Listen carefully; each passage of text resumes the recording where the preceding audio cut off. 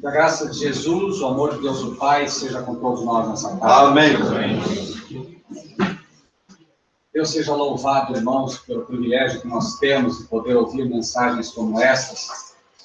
Mensagens que, por vezes, não são novas para nós, mas que tocam no nosso coração, porque nós acabamos esquecendo, por vezes, da importância da mensagem de saúde. E qual é a diferença para nós da mensagem de saúde? Mensagens como esta, que apelam ao nosso coração para um jejum, para poder realmente preparar esse corpo. Mensagens como esta não terão valor nenhum para nós, se o nosso objetivo é termos pura e simplesmente uma saúde melhor. O objetivo é que nós sejamos instrumentos nas mãos de Deus, como seres únicos, chamados para uma mensagem única ao mundo que precisa de nós.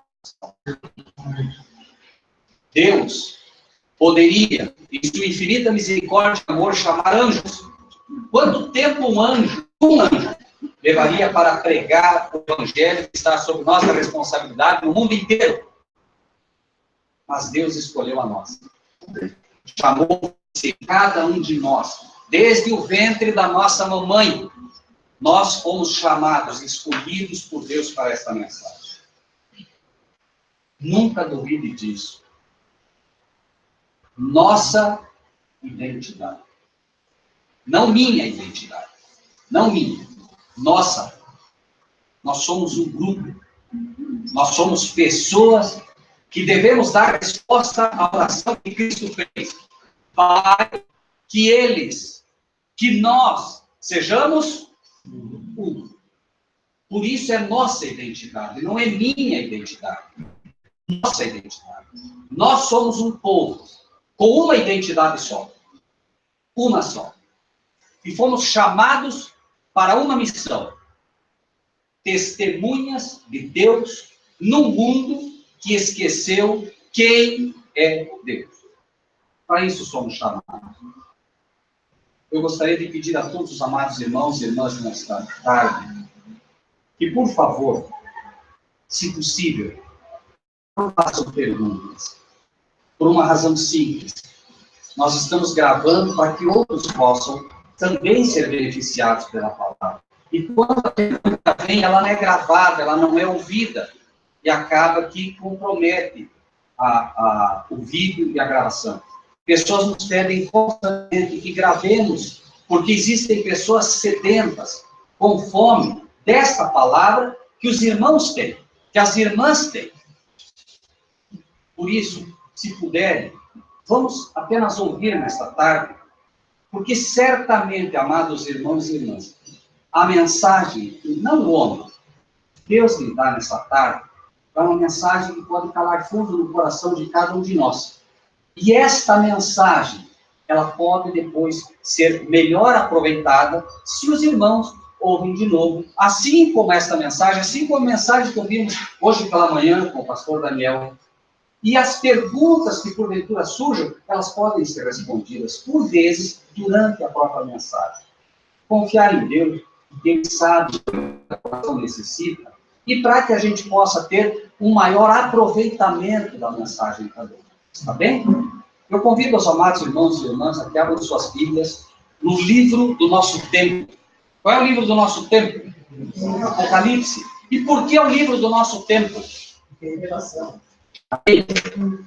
Amados irmãos e irmãs, a nossa história começa no livro de Gênesis. A biografia do ser humano, do pecado, das faltas, começa em Gênesis. E ela vai encerrar no livro de Apocalipse. E nós vivemos hoje esse livro. É por isso, e exatamente por isso, que as igrejas não conhecem o livro de Apocalipse. Porque o inimigo sabe que, cegando as igrejas para este livro, não se cumprirá o desejo de Deus especificamente para ele. Bem-aventurados aqueles que ouvem e leem as palavras desta profecia. O inimigo sabe disso. Ele sabe do poder contido neste vinho poderoso poderoso de Deus que para frente ao vinho de Babilônia. Numa época em que o vinho de Babilônia se levanta, contaminando reis e igrejas e líderes, Deus também reservou o seu melhor vinho para o final. Não nos esqueçamos disso. Amém. Aquele vinho lá das bodas está reservado para nós, irmãos. E ele fará frente ao vinho de Babilônia. Por isso, a mensagem para nós é uma mensagem diferente. Por isso, somos chamados para uma missão diferente. E o que nos aguarda como nossa identidade é exatamente aquilo que Deus já mostrou no passado. Nada de novo debaixo do sol. Nada há de novo debaixo do sol, porque acima do sol tudo é novo. Porque o nosso Deus é um Deus criativo. Jesus disse, meu Pai trabalha, eu também trabalho. O Pai não precisa repetir para os mundos não caídos, não precisa repetir para os anjos, para nós precisa repetir, porque nós esquecemos. Por isso, nada de novo debaixo do sol. E quando nós conseguimos compreender essas pequenas lições, nós vamos ter, de fato, um entendimento da Bíblia, da palavra de Deus, que outros não têm. Porque essa é a nossa missão. E em algum momento isso pode se confundir com presunção. Imaginarmos que somos melhores que outros. Não. Deus sempre chamou pessoas humildes. E a história do cristianismo começa exatamente assim. Jesus, no seu primeiro sermão, começa exatamente assim. Bem-aventurados os humildes, porque deles é o reino do céu. Amém. Hoje pela manhã, o pastor Daniel, não ele, mas o Espírito de Deus, falando por ele, colocou algo muito simples aqui. Nós somos devedores a Deus e a nós. Nós devemos para o católico, nós devemos para o pentecostal, nós devemos para o evangélico. Pergunto, se você tem alguém, você consegue chegar de nariz empinado diante dele e dizer, você é isso ou você é aquilo? Consegue? Não. Nós devemos. E este é o remédio poderoso que fará com que nós, com uma luz que ninguém tem, consigamos entender claramente nosso nossa vida. E isso nos manterá firmes na palavra de Deus, sem a justiça própria que contaminou as igrejas de hoje. Senhor, muito obrigado. Eu não sou como católico, Senhor. Eu jejuo. Muito obrigado, Senhor, porque eu não sou como pentecostal que fica pulando, Senhor. Não. Senhor, perdoa-me. Perdoa-me, Senhor, por não querer buscar essas tuas ovelhas, Senhor. Ajuda-me a entender quão devedor eu sou a cada um deles, para que nunca mais da minha boca, Senhor, saia recriminação com essas pobres almas que carecem da tua verdade. Fomos chamados para isso, Senhor. Nunca duvidem do vosso chamado. A nossa identidade começa em Apocalipse 11, não como pura e simplesmente uma verdade única, mas como uma das verdades que vão marcar esta nossa identidade. Apocalipse 11.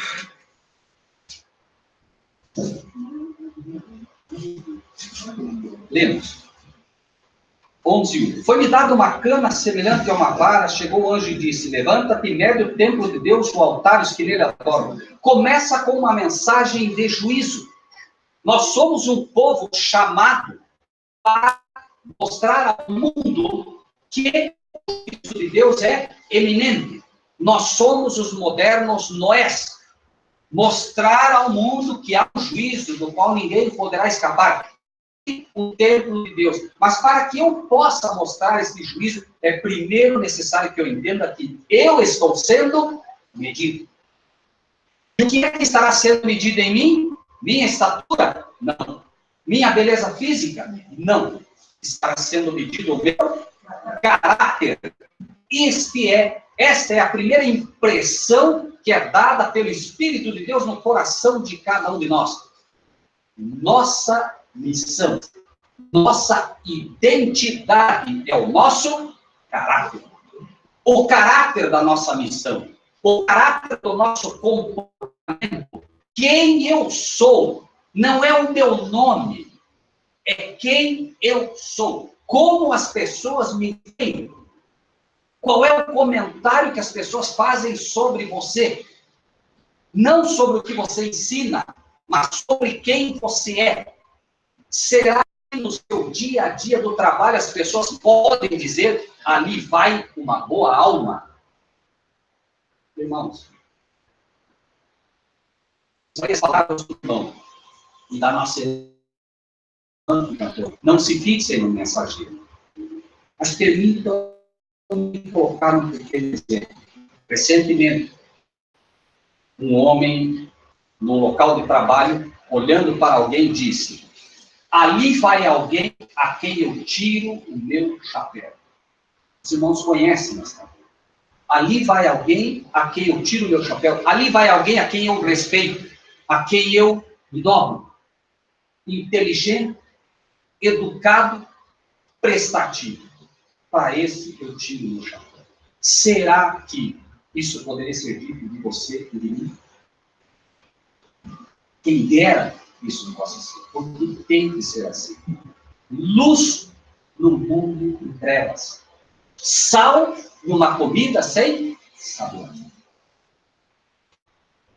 Está fora do templo, não meças, porque foi dado às nações e pisarão a cidade santa por 42 meses. E darei poder. Darei poder às minhas duas testemunhas e profetizarão por 1260 dias vestidos de pano de saco. Nossa missão, nosso trabalho. Há aqui uma promessa. Quem faz essa promessa? Deus. Nós somos testemunhas de Deus.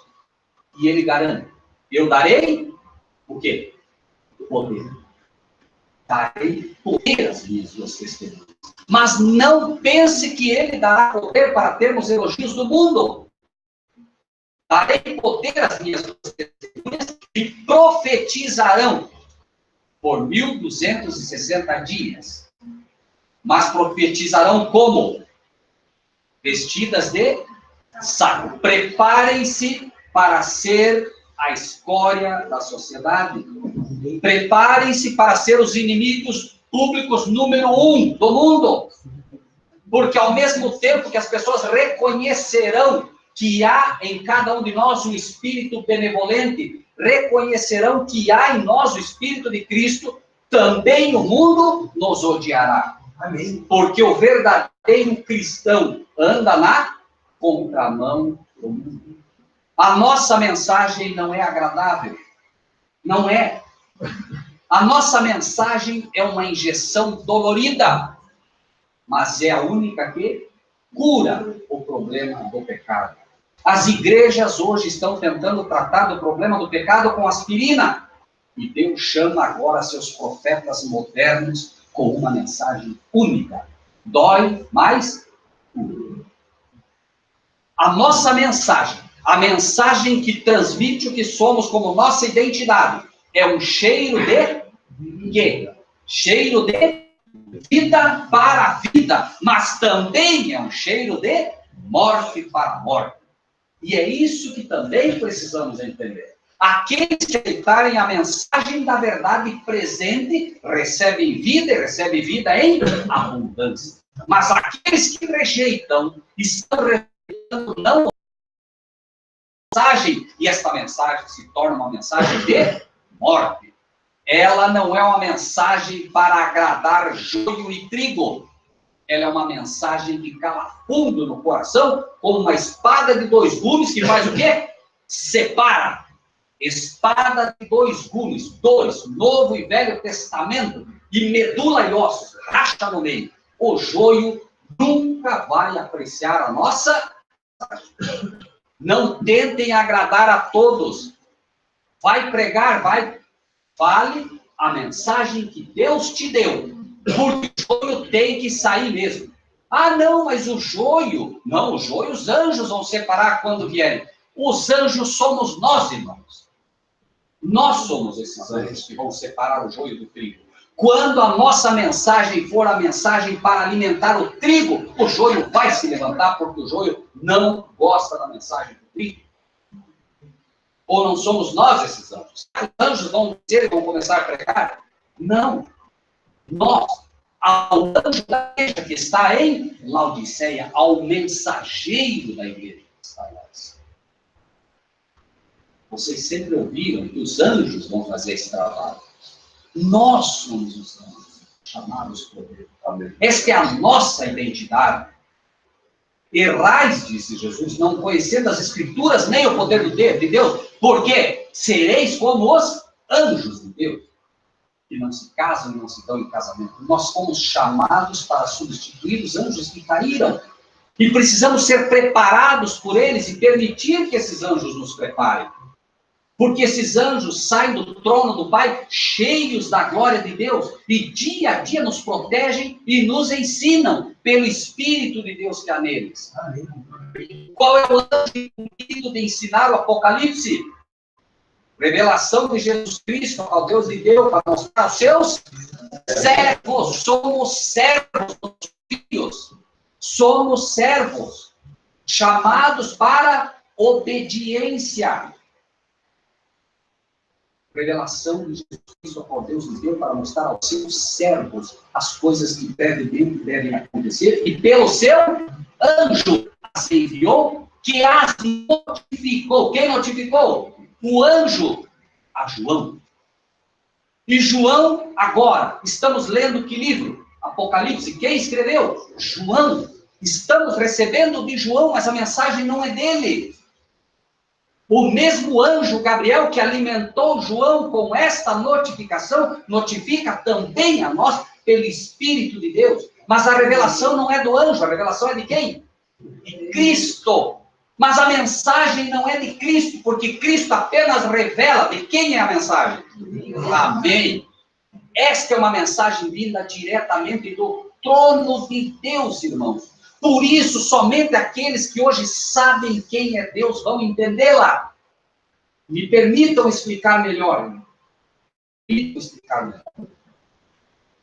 Quando João Batista batiza Cristo, o que você ouviu?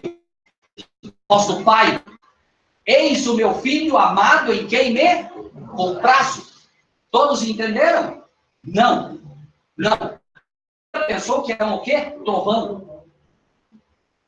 E o nosso Pai promete: uma vez mais falarei e abalarei os céus e a terra. Somente os servos de Deus entenderão quando a terra for abalada por pragas. Somente os servos de Deus entenderão que não é Deus mandando pragas, mas sim a voz poderosa dele falando ao nosso coração. Só que a voz dele é tão poderosa que a criação dele não resiste. A terra treme, porque a voz do nosso Pai é, de fato, como um trovão. Mas ela é como um trovão para o ímpio, não para os seus servos. Os seus servos amam a palavra de Deus. Amém. E se você ama hoje a palavra de Deus, não tema, porque quando você ouvir de forma direta a palavra de Deus ao teu coração, não haverá temor, porque o perfeito amor lança fora o orgulho. Por isso, amados irmãos e irmãs, quando ouvirem um trovão, não tenham medo. Trovão não é para nos assustar. Raios não é para nos assustar. São poderosos? São. Mas é um Deus dizendo ao teu e ao meu coração: não temas. Na época de maior treva, na época de onde tudo parece falar de perigo, meus anjos estarão ao lado de vocês. Não temam. Amém. Não temam o trovão, sou eu falando ao coração de vocês. Não temam. Essa é a promessa do nosso Deus. Mas para isso precisamos, em primeiro lugar, a nossa identidade e o nosso chamado. Apocalipse 11, 3. Darei poder A quantas? Minhas 2 testemunhas, e profetizarão por 1260 dias vestidas de pano. Quem são elas? Versículo 4. Estas são as 2 oliveiras e os 2 castiçais que estão na terra. 2 oliveiras e 2 castiçais. Somos eu e você. Pelo menos ser oliveiras e castiçais. Quem são as oliveiras? Salmo 52:8. Não precisam ir até lá. Salmo 52:8. Eu sou como a oliveira verde na casa de Deus. Oliveiras verdes. Jesus disse: se fizeram isso ao madeiro seco, ao madeiro verde, que não farão ao madeiro seco? O inimigo, com Cristo, que era o madeiro verde, e era verde por quê? Pegue um graveto lá fora. Se estiver verde, tem o que nele? Vida. E o que mais? Água. E o seco tem água? E está morto. O madeiro verde, as oliveiras verdes, são verdes porque estão cheias da água da vida. Palavra de Deus. O que eu vos disse são espírito e vida. A palavra que eu vos disse é espírito e vida. Aqui está a vida de Deus comunicada a nós, como um verbo vivo. 2 oliveiras e 2 castiçais. Um castiçal faz o quê? Emite luz. Vós sois a luz do mundo. No mundo de trevas, luz. Eu sou como a oliveira verde na casa do meu Pai. E confio na misericórdia de Deus para sempre. Quem escreveu isso foi Davi, no Salmo 52, versículo 8. Mas esse não era Davi. E quem estava falando ali, Davi? Cristo. Aqueles que finalmente serão estas 2 oliveiras, eles representam o caráter de Cristo perfeitamente. Amém. Você já leu sobre isso? Então, nós somos aqui representados por 2 testemunhas. Um grupo, oliveira verde, outro grupo, castiçais. Qual é a missão desses 2 grupos? 2 testemunhas. Obviamente, essas 2 testemunhas não são literais. Por quê? Porque essas são as 2 castiçais e 2 oliveiras. Já temos 4. São 2 grupos, representados por aqueles que se alimentaram de uma identidade que ela volta a acontecer. A nossa identidade está pautada em homens do passado que compreenderam como poucos a sua missão e o caráter de Deus. Nada de novo, bondade do sol. 5. Se alguém lhes quiser fazer mal, fogo sairá da sua boca e devorará os seus inimigos. Se alguém quiser fazer mal a este grupo representado pelas oliveiras, fogo sai da sua boca. O que é este fogo? Darei poder às minhas 2 testemunhas. Fogo. Quando os discípulos começaram a pregar com poder, o que é que apareceu antes disso no Pentecostes? Línguas de fogo. Poder para falar. Línguas cheias do poder de Deus. As 2 oliveiras, o grupo que representa essas 2 oliveiras, falará de tal maneira que cala a boca dos inimigos. Os inimigos ficam sem ação. E se alguém quiser fazer mal a eles, fogo sai da sua boca e devora os seus inimigos. Veja, não é o fogo do inimigo que vai simplesmente matá-los. Não. É um poder que eles não têm como responder. Quem sempre fez isso cheio do Espírito de Deus? Tem mais?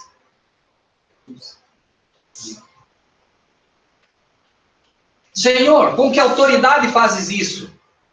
Respondam a pergunta que eu vou fazer a vocês e Aí eu respondo com muita autoridade e faço isso. Missão nossa. Da onde vem a autoridade desse grupinho de garagem? Da onde vem a autoridade de vocês? Que escola de teologia vocês se formaram para ensinar o que ensina? E Jesus disse, respondam-me o que eu vou lhes perguntar e eu respondo a vocês. Calou a boca deles como? O batismo de João era do céu ou dos homens? E agora eles viram. Se dissermos que o batismo era do céu, ele nos dirá, então, por que vocês não se batizaram? Mas se dissermos que é dos homens, tememos o povo, porque o povo sabe que João é um profeta de Deus. Nossa autoridade vem de Deus. E eles disseram, não sabemos. Então, pouco eu lhes digo, calou a boca dos irmãos. Fogo morreu na palavra. Nossa pregação consiste também no espírito de João Batista e de Elias. Nossa pregação é uma pregação para fazer as pessoas saírem felizes dentro da igreja? Não. Nossa pregação é uma pregação que consiste no batismo do arrependimento. Arrependimento de quê? Pecado. Aceite a Cristo, a graça está tudo certo. Nossa pregação é uma pregação de arrependimento. Arrepender-se de quê? De pecados. E o que é pecado? Pecado é a transgressão da lei. A nossa missão, a nossa mensagem é uma mensagem que convida o povo a arrepender-se dos pecados. E para isso é preciso pregar obviamente a lei.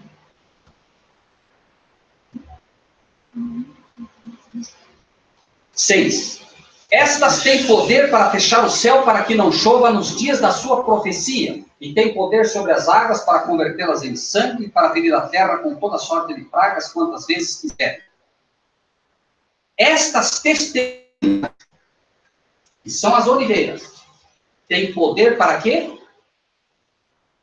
Para fechar o céu, para que não chova, nos dias da sua profecia. Quais são os dias da sua profecia? Profetizarão por 1260 dias. E agora é literal. Simples. Quem foi este homem que com tal poder fechou os céus para que não chovesse nos dias da sua profecia? Elias. Livro de 1 Reis, capítulo 18. 1 Reis, 18. Versículo 16. Será fácil nossa missão? Vejamos. Levante a mão aqui quantos já foram acusados de problema na igreja. Quantos? Levante a mão sem medo, meus amados. Sabe por que isso aconteceu? Porque vocês não têm equilíbrio, vocês não pregam a mensagem verdadeira, porque vocês são maus. Não é isso que nos dizem? Nosso problema é... Nós só queremos criar problema. Vejamos se é isso. 1 Reis 18, 16. Então foi Obadias encontrar-se com Acabe e lhe anunciou. E foi Acabe encontrar-se com quem? Com quem? Elias. Quem é o Elias moderno? Qual é a nossa missão? Missão de Elias. E sucedeu que vendo o líder da igreja da época, o presidente, o pastor, vendo Acabe a Elias, o que ele diz? Você que fica perturbando a igreja? Para de incomodar a igreja, rapaz. És tu o perturbador de Israel?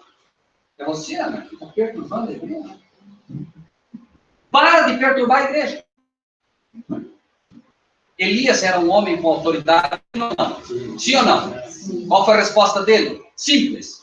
Então disse ele, eu não tenho perturbado a igreja adventista do sétimo dia, mas tu e a casa de teu pai. Por quê?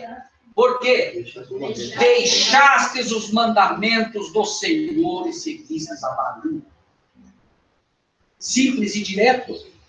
Não sou eu. Vocês estão perturbando.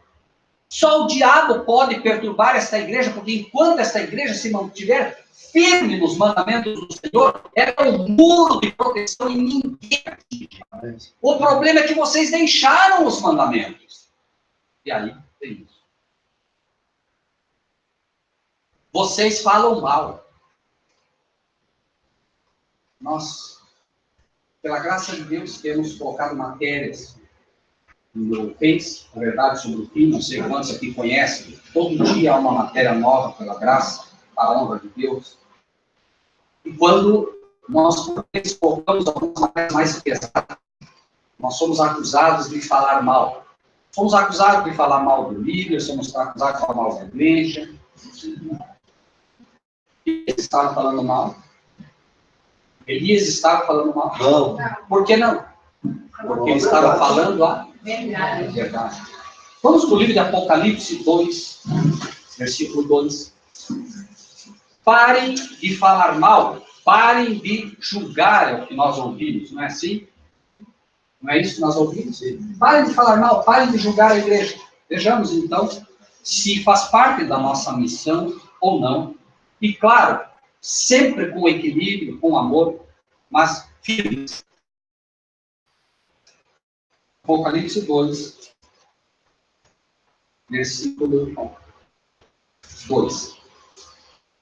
Eu sei as tuas obras e o teu trabalho.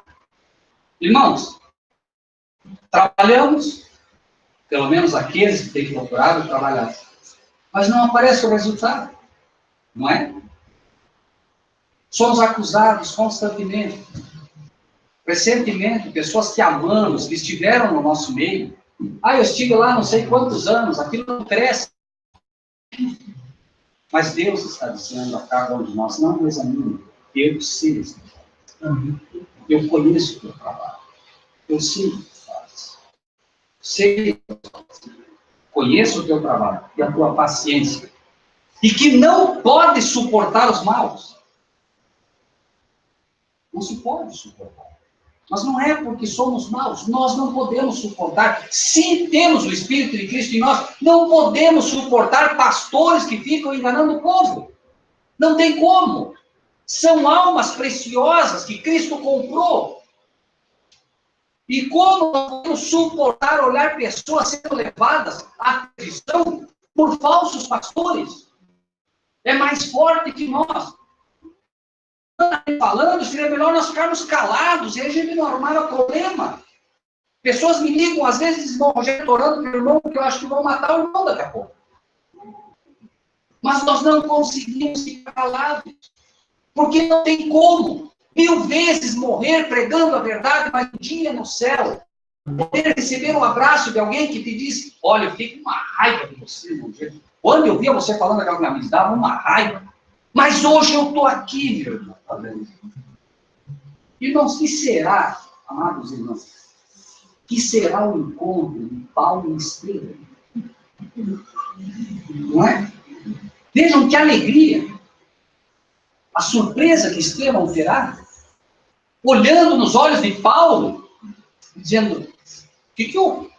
Não é? A última imagem de Estevão foi Paulo mandando apedrejá-lo. E a imagem agora que ele vê é Paulo diante dele. Aquilo que é impossível aos homens, é possível a Deus. Cada um de nós pode, a cada dia, ser um motivo de esperança de alguém. Esse é o nosso chamado, irmãos. Uma oração que você faz quando vai comer. Um trecho da Bíblia que você lê na fila do banco, alguém está olhando para você. E aquilo vai tocar o coração dele. Fomos chamados para isso. Eu sei as tuas obras, o teu trabalho, a tua paciência, e que não pode sofrer os maus. E o que mais? Puseste à prova os que dizem ser apóstolos e não são, e tu os achaste mentirosos. Virou moda, amados irmãos e irmãs, virou moda de títulos. Apóstolo isso, apóstolo aquilo, bispo isso, bispo aquilo. Mas está em nós o DNA de Cristo, para que por isso possamos achá-los mentirosos. É nosso papel É o nosso papel fazer isso. Por quê? Veja, não é acusá-los de mentirosos, é achá-los mentirosos. O que é achar alguém mentiroso? É descobrir que ele está mentindo. Mas o que é um mentiroso, segundo a Bíblia, mais do que tudo? Como eu sei o que é um apóstolo de Deus e o que não é? Como eu sei aquele que prega o que Cristo mandou e aquele que não prega? Hoje não tem como errar, porque Deus é perfeito. Alguém diria, não, mas a verdade não é absoluta. É absoluta, sim. A palavra de Deus é absoluta. E nós podemos, com autoridade, ensinar isso. Porque essa é a verdade. Seremos cobrados? Seremos. Mas não seremos cobrados da luz que não temos. A palavra de Deus diz, por tuas palavras serás justificado, e por tuas palavras serás condenado. Quando nos acusam de algo, com a palavra que Deus nos deu, digam, eu sei perfeitamente disso, e sei também que a tua alma está em jogo. E é por isso que, por amor a ti, eu te falo isso. Porque eu quero um dia te encontrar no céu. 1000 vezes morrer sendo odiado do mundo. Mas saber que haverão estrelas na nossa coroa. Com fruto de almas que entenderam finalmente a mensagem. Mas, irmãos, nossa missão e nossa identidade ensina algo mais. Um planta. Esse mesmo um rega? Não, um planta. Outro e outro. Você planta. Não tente colher, meu irmão. Não, esse irmão aí não tem. Já falei, plante. Plante. O Espírito de Deus vai pegar. O que diz a palavra de Deus? Quem é que convence do pecado? Sou eu, você? Não, é o Espírito de Deus. Você planta. Te foi dado a semeia. Não tente colher. Não tente jogar. Amados irmãos e irmãs, Deus me deu o privilégio de passar estudo bíblico. Talvez o Rosinaldo tenha conhecido. Não, um homem católico. Eu começava o estudo bíblico com ele, ele dormia. Ele dormia o estudo bíblico inteiro. Quando terminava o estudo, eu via que ele dormia. Mas no meu coração havia uma certeza. Eu dizia, Senhor, tua palavra ressuscita morto. Não vai entrar no ouvido de alguém que dorme? Sério, a esposa dele às vezes vinha, entrava, via que ele estava dormindo, olhava para mim. Certo, ela pensava, será que ele sabe que está dormindo? Amados irmãos e irmãs, não sei quantos meses foram, 4, 5, 6. Ele dormiu. Daqui a pouco ele acordava, não, é verdade. Passou um ano. O Espírito de Deus ligou. Passou um ano. Um ano depois ele me ligou. Irmão Rogério, estou ligando para o irmão, porque eu quero convidar para o meu batismo. Finalmente eu vou no batismo. Um plantou, o Espírito de Deus ligou. E quem vai colher é o meu Salvador. Que ele merece a colheita. A colheita é dele, não é minha. A colheita é dele, não é nossa. Pertence a ele. Os méritos são todos dele. É necessário que ele cresça. E nós?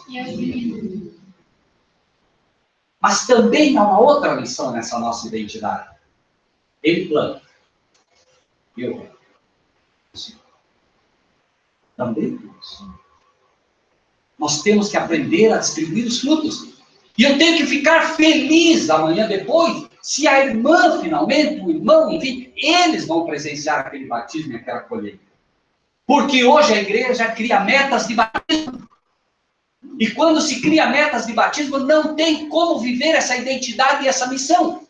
Por quê? Eu preciso de números. Então eu jamais vou permitir que outro colha. Porque eu tenho que colher, eu preciso preencher a meta. Isso não tem nada a ver com Deus, irmão. Deus não quer números, Deus quer almas.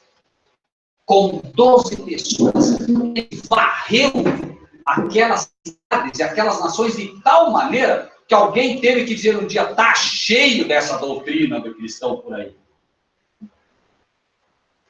Deus dará. Mas antes disso, Nós devemos ser a voz que clama no não desanime. Moisés teve que estar no deserto para aprender. Nós estamos no deserto. É hora de se preparar. Não é hora para colher. Não é hora para vir no mundo. É hora para se preparar. Sabe por quê? Porque os eventos finais serão... Irmãos, nós vamos ainda entender que Jesus disse, quando ele disse, olhem para a lavoura, olhem para a seara, estão brancas, justificadas, estão brancas. Mas olhem para que tenham mais obreiros, porque os obreiros são poucos. É lá que vai acontecer isso, porque as pessoas virão aos milhares. Acredite, virão muitas certezas da palavra de Deus. De tal maneira que o nosso papel hoje é apenas preparar. Esse é o nosso papel hoje. Apocalipse 2:2, que estamos então finalmente. Eu sei as suas obras, o teu trabalho, a tua paciência, que não pode sofrer mal. E puseste à prova os que dizem ser apóstolos e o não são, e tu os achaste mentirosos. A palavra de Deus mostra claro, aquele que diz que me ama e não guarda os meus mandamentos é mentiroso. Então, como é que eu sei se um apóstolo é mentiroso ou não? Como? Se ele não guarda os mandamentos, ele é. Então, como você sabe quando ele é ou não é apóstolo de Deus? Convenhamos. Eu não gosto de assistir esses pastores que estão por aí.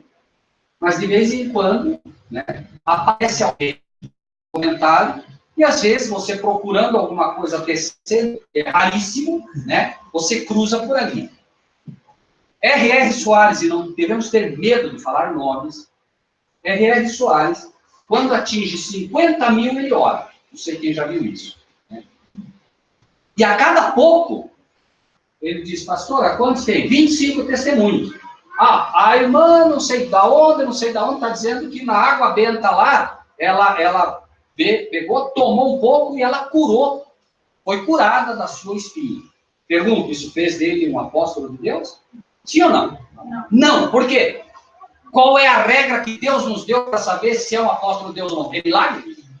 Se ele curar e aparecer lá 10 defuntos, e ele orar e os defuntos levantar tudo, ele virou um apóstolo de Deus? Sim ou não? Não, porque a palavra de Deus não deixa dúvidas. Nós não estamos aqui questionando a fé de quem foi lá. Não é isso. O apóstolo só é apóstolo de Deus se ele procura o quê? Guardar os mandamentos da lei.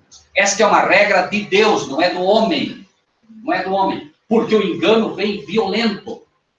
Vão acontecer coisas, irmãos, de deixar as pessoas de cabelo em pé. E serão enganados aqueles que não tenham esta regra muito clara. E por quê? Porque se você não guarda os mandamentos de Deus, o muro de Deus ao teu redor rui. E os dardos do inimigo entram. É assim. Deus, ele trabalha de forma simples conosco. Segundo Reis, capítulo 1.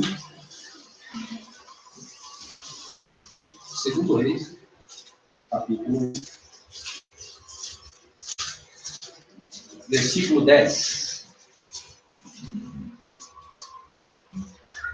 O caráter dos homens de Deus é um caráter que permite que Deus imita isso.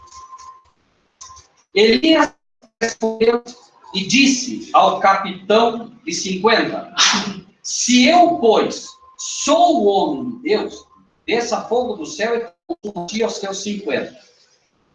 Por que o seu aqui? Isso mostra o quê? Humildade. Se eu sou um homem de Deus, os verdadeiros homens e mulheres de Deus não se jactam de ser alguma coisa. O céu é que emite o que eles são. O céu pode estar vendo você como um verdadeiro servo. O que dizemos aqui é que nós devemos ser esses servos de Deus. Mas não pense que por isso você tem o direito de achar que é melhor do que outros. Falamos. Elias disse, se eu sou um homem de Deus. E no livro de Mateus, capítulo 17, Mateus 17.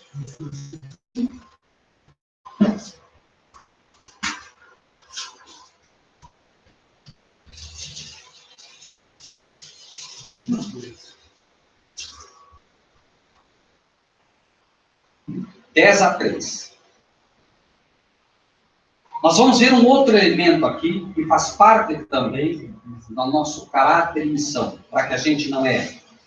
E os seus discípulos o interrogaram, dizendo: por que dizem então os escribas, por que dizem os pastores, por que dizem os líderes da igreja, que é necessário que Elias venha primeiro? E Jesus respondendo disse: Elias virá primeiro e que fará? Restaurará. Nossa mensagem é uma mensagem nova? Nós ensinamos algo novo? Nós estamos, se somos os verdadeiros Elias, restaurando o que se perdeu. Aquilo que a igreja chamada por Deus perdeu no caminho da apostasia, nós somos chamados a restaurar. Por isso a nossa mensagem não é nova. Por isso o nosso evangelho é um evangelho eterno. Isso é fantástico, porque isso nos guarda de uma série de enganos que surgem. Sábado lunar foi pregado pelos pioneiros? Foi pregado no passado? Não foi. Atenção, cuidado. Tem todo um brilho de ouro. Tem todo um cheiro de ouro. Mas brilha como deve ser ouro. Não é um ouro provado no fogo. Cuidado. Eu não sei quanto estudaram a questão do sábado lunar, sobre o aspecto, irmãos, né, daquilo que você entende como profundidade em alguns momentos. Essa mensagem é extremamente profunda, mas não resiste ao escrutínio da simplicidade da palavra de Deus. Jesus respondendo disse-lhes: em verdade, Elias virá primeiro e restaurará todas as coisas, mas ele já veio e não o reconheceram. A nossa mensagem, irmãos, é a mensagem de Elias. Não será reconhecida pelos escribas. Não será. É um bando de lunáticos. É um bando de loucos. Cuidado com eles. Cuidado com esse povo aí. Não o reconheceram, mas fizeram-lhe tudo o que quiseram. Assim farão eles também padecer o Filho do Homem. Então entenderam os discípulos que lhes falara de João Batista. A nossa mensagem, então, e a nossa identidade está pautada naqueles homens que nascem no espírito e poder de Elias e João Batista. Uma mensagem de poder. Marcos, capítulo 1, 1 a 4. Paciência. Marcos 1, 1 a 4. Princípio do Evangelho de Jesus Cristo, o quê? Hoje de manhã eu ouvia o pastor Baranov pregando aqui. Vamos. O Evangelho é complexo? Nos foi dado um presente com uma simplicidade absoluta. Mas não se enganem. Não se enganem. A Trindade foi só o primeiro passo. Para quê? Para destruir a personalidade do Pai e do Filho. O objetivo do inimigo não é vender a Trindade para ninguém, porque ele não acredita nela. Prestem atenção nisso, meus amados irmãos e irmãs. O diabo não acredita na Trindade. Como sabemos disso? Tu crês que há um só Deus? Fazes bem. Até os demônios creem. Eles creem que há um só Deus. Mas eles ensinam o engano. Porque eles sabem, eles viram, eles estiveram lá. Eles viram quem estava sentado sobre o trono. Eles viram quem era o único Deus. Eles viram, eles acompanharam o Filho de Deus sendo levado para diante de todos e dizendo: este é o meu Filho. O que ele fizer, está bem, em outras palavras. Eles viram o pai mostrando a verdadeira posição do seu filho. E eles sabem que é assim. Mas eles também sabem, e o diabo sabe, que o objetivo final é destruir a ideia de que há verdadeiramente um Filho de Deus. É por isso que nas lições da escola sabatina de hoje da Igreja Adventista, você já vê que Jesus não era um filho literal de Deus. Ele apenas assumiu este título. Nós concordamos com isso, irmão? Foi um título, foi um teatro. E aos amados irmãos adventistas que nos ouvem nesta tarde, meus amados irmãos, isto não foi. A Bíblia diz que Jesus amou o mundo de tal maneira que deu, não emprestou, deu o seu único filho, ou seja, o seu filho unigênito. Não é apenas o Filho de Deus, ele é o único filho que Deus teve e jamais terá. Único filho literal. E ele deu esse filho. Não fosse isso, seria de fato um teatro. Cada um assume um título qualquer. Não sei como cada um escolheu isso, mas o fato é que a Bíblia mostra claramente. Princípio do Evangelho. O princípio do Evangelho é que existe um Deus e um Filho de Deus. É o princípio do Evangelho. Ele nasce aqui. Se você for lá no livro de Gênesis, em algum momento o Pai diz, façamos o homem. Ele disse isso para o Espírito Santo? Ele disse isso para Cristo e para o Espírito Santo? Para quem ele disse isso? Amém. Está aqui, princípio do Evangelho de Jesus Cristo, Filho de Deus. Como está escrito no profeta Isaías, eis que envio o meu mensageiro. Algumas versões dizem anjo. Por isso nós somos comparados a anjos. Porque somos anjos? Não, porque a nossa mensagem é uma mensagem vinda diretamente do trono do céu. Eis que envio o meu anjo ante a tua face, o qual preparará o teu caminho diante de ti. Quem fez isso? João Batista. João Batista era um anjo? Não. Por que ele é comparado a um anjo? Porque a mensagem dele veio diretamente do trono do Pai. E qual era a missão de João Batista? Qual era? Leiamos de novo. Preparar o caminho diante de Cristo. Cristo está voltando. E o nosso papel é eis o noivo. E a mensagem nossa, relatada lá em Mateus 25, é: a igreja dormia ou não dormia? Dormia. Mas de repente se ouviu uma voz. Eis o noivo. Está aqui João Batista. Está aqui aqueles que se levantam no espírito e poder de Elias, com uma mensagem que é a mensagem de Elias, com uma mensagem que é a mensagem de João Batista. Nossa mensagem é uma mensagem para preparar o povo para receber o noivo. Cristo está.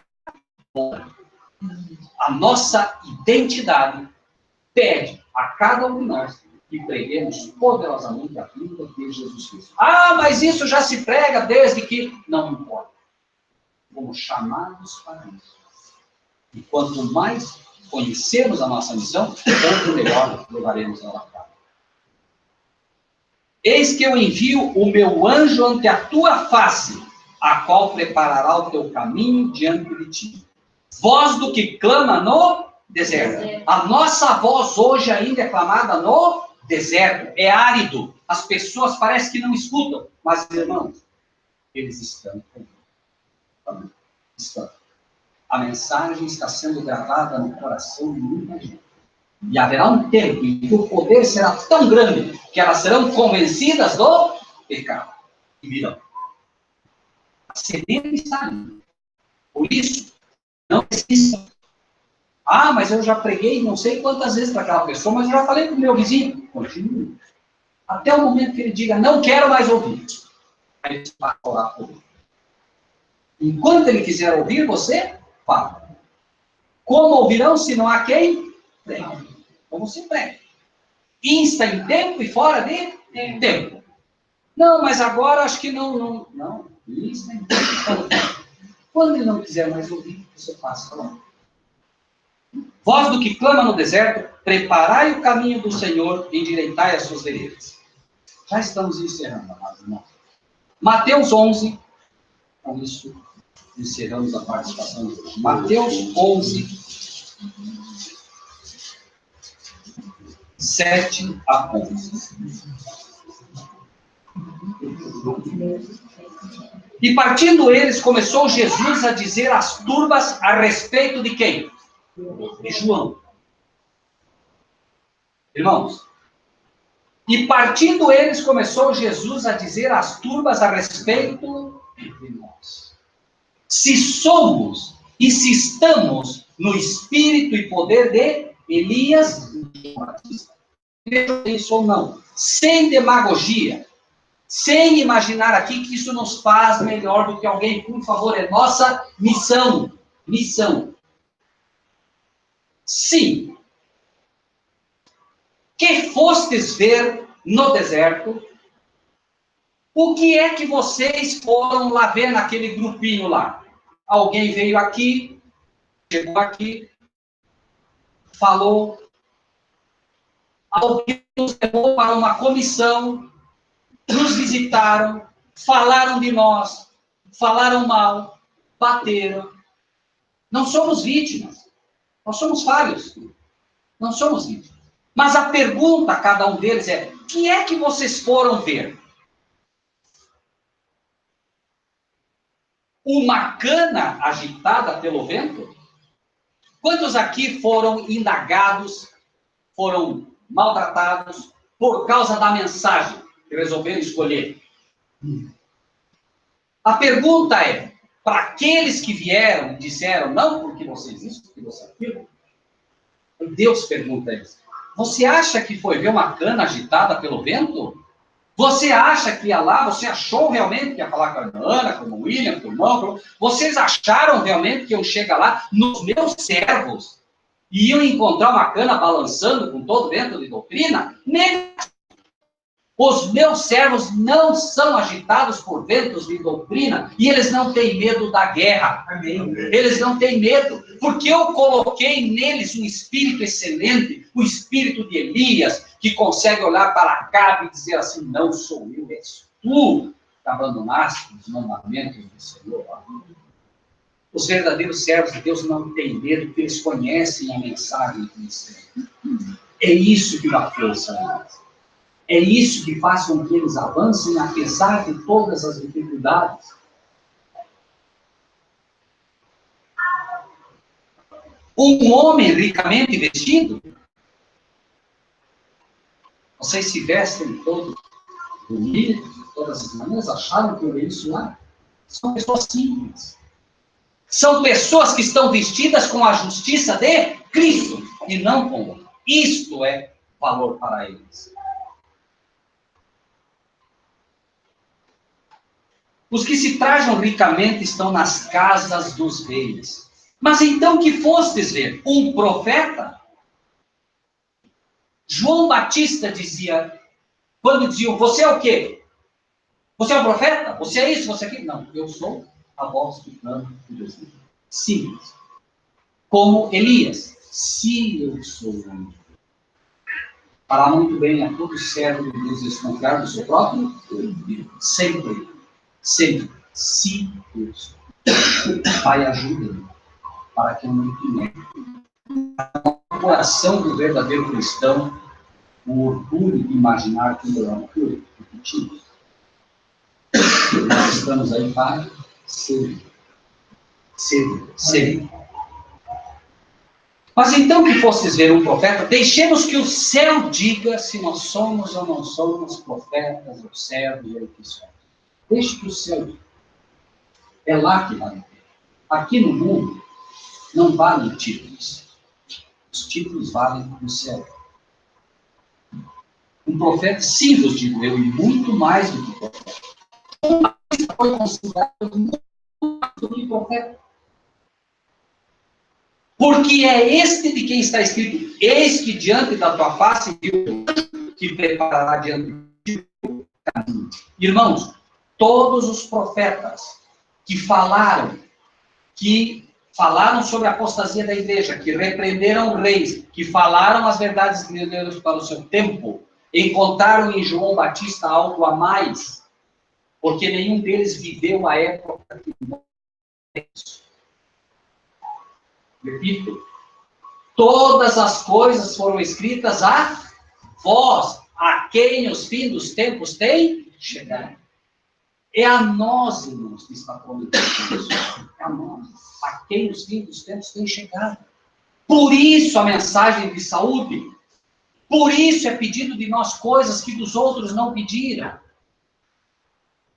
Então, quando a mensagem vem até nós dizendo, irmã, por favor, use um vestido um pouco melhor, que cubra um pouco melhor o seu corpo. Deus está dizendo, filha minha, você é minha, e eu tenho ciúmes de você. É por isso que eu te peço isso. Porque você é única. Quando ele pede aos homens, amem vossas mulheres, ele está dizendo, ame independente do que ela te faça. Porque eu, Cristo, ele diria para nós, eu amei a minha igreja sempre. Cada um de nós tem essa responsabilidade. Como homens, mas eu hoje estou bravo com a minha mulher. Trate de deixar de ficar bravo e vai amar. Não é, irmãos e irmãs, o amor não é um sentimento. Não, hoje eu estou me sentindo bravo com ela. O amor não é um sentimento, o amor é um princípio. Eu amo ela, não importa o que aconteça. Ela é a rainha do meu lar e ponto final. Eu agradeço a Deus pela esposa que tem. E creio que cada um aqui pode agradecer a Deus pela esposa que tem. Como é bom poder sair, saber que você tem uma esposa que está orando por você, que sente saudades de você, que ama você, que te fortalece. Irmãos, esqueçam o mensageiro, repito. A minha mãe amava e sempre amou a minha esposa. Sabe por quê? Minha mãe era uma italiana, ela dizia assim, eu gosto da Inês. Eu gosto dela porque ela não fala do maridinho dela. Minha família é uma família difícil. Se vocês conhecerem minha família, vocês vão poder dizer, esse sujeito é um milagre. Não é que eu sou bom, é que eles são tão virados que quando você olha, diz, não, isso é alguma coisa que deve ter dado certo ali. Só pode ser espirituoso. Irmãos, a minha mãe amava a minha esposa por causa disso. Ela dizia, né? Meu marido, e ela não fala. Se ela tiver que falar, ela fala algo. Isso é fantástico numa mulher. E é fantástico quando o homem tem isso. E nós, irmãos, não esqueçamos. A nossa missão está regada com isso tudo. Bons maridos, boas esposas. Isso é o nosso papel. O nosso testemunho tem que ser esse em casa, fora. As pessoas têm que fazer algo diferente. Não pode ser outra coisa. Com isso encerro. Porque é este de quem está escrito, eis que diante da tua face envio meu anjo que preparará diante de ti o teu caminho. Em verdade vos digo que entre os que de mulher têm nascido, não apareceu alguém maior do que João Batista. Opa, então agora vamos estufar o peito, porque nós somos melhores do que todos. Por favor, entenda. Este é o espírito com que nós temos que tratar. Porém, para que ninguém aqui saia daqui hoje com algum tipo de soberba, nem eu, nenhum de nós, diz Jesus, mas aquele que é menor no reino dos céus é maior. Isso põe a gente em posse. Quer dizer que o anjo, mas entre aspas, né? Aquele que estaria mais longe lá do trono do Pai é maior do que qualquer um de nós. Certo? Isso deve nos colocar sobre um estado de alerta, para que jamais esqueçamos do princípio que deve nortear o nosso trabalho. Número 1, é necessário que ele e nós. E que mais? Somos devedores a gregos e a nós. Amém? Amém. Que Deus seja louvado a cada dia pelo princípio do Espírito de Deus e a esperança que é nós dessa maravilhosa volta de Jesus. Amém.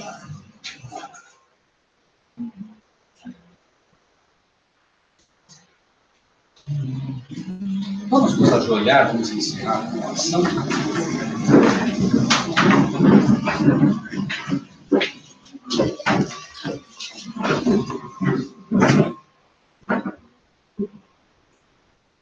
Pai nosso, que nos altos céus habitas, muito obrigado, Pai, pelo privilégio que o Senhor nos dá. E ainda que pecadores como somos, falhos como somos, Senhor, a geração mais baixa que já viveu nesta terra, o Senhor tem dado a nós o privilégio de podermos receber uma verdade tão grande, tão que fará com que finalmente, Pai, essa terra estremeça com a glória que parte do Senhor. Nós sabemos, Senhor, que quando o quarto anjo se manifestar, que são os teus mensageiros ali, levados por este poder maravilhoso que vem do teu trono, nós sabemos que ela será iluminada. Pai Celestial, se parece bem ao Senhor, prepara-nos para que façamos parte deste grupo maravilhoso. Amém. Aqueles que talvez entre nós finalmente terão que selar o seu testemunho com o sangue dos mártires. Pai, dê a cada um deles, a cada um de nós, força para que naquele momento, Senhor, sejamos como Jerônimo, que ousadamente disse ao carrasco: coloque fogo na minha frente, se eu tivesse medo eu não estaria aqui. Para que de fato, Senhor, as pessoas possam ver que não há o poder como nós nos conseguimos. Amém. Para aqueles, Pai, que finalmente estarão em pé, vivos, quando teu filho vier nos buscar, Pai Celestial, que eles possam ter de fato esse espírito de Elias, de forma dobrada, como Eliseu disse, quero a porção dobrada do teu espírito. Amém. Para que possam falar com o poder que vem dos altos céus, e calar a boca, não dos nossos, mas dos teus inimigos. Amém. Pai Celestial, aquele grande dia, quando teu filho vier buscar os que te pertencem, Pai, não permita que nenhum dos que estão aqui falte, Pai. Que ao voltarmos aos nossos lares, os nossos corações continuem unidos, para que aquela oração de teu maravilhoso Filho seja finalmente encontrada, Senhor, o eco que alcança os nossos corações, quando diz: Pai, que eles sejam um, como eu e tu somos um. Amém. Pai, o teu santo sábado daqui a pouco se encerra. Mas nós queremos, Pai, poder descansar completamente no Senhor. Amém. Sabendo que de alguma maneira, dos teus lábios pode brotar um sorriso ao ver que sim, Pai, há pessoas que estão buscando a tua face. Sabemos que o amor é sofredor, Pai. E sabemos que o Senhor sofre com toda a maldade neste mundo. Mas que o Senhor possa, Senhor, sorrir ao ver almas que buscam ao Senhor. Que o Senhor possa realmente, como disse um dia, que o Senhor, de alguma maneira, se comprazia, se alegrava, porque pelo sacrifício do teu Filho, muitos finalmente serão redimidos por aquele sangue. Pai Celestial, toma-nos a todos em tuas mãos e grava, Senhor, com o teu dedo poderoso, com o poder do teu Espírito, na rocha dos nossos corações, esses corações duros. Grava com o teu dedo poderoso, assim como gravaste um dia a tua lei naquela rocha. Grava as tuas palavras no nosso coração, para que elas sejam vidas e sejam vidas em abundância. Amém. Por Jesus, teu Filho amado, é que nós agradecemos. Amém. Amém.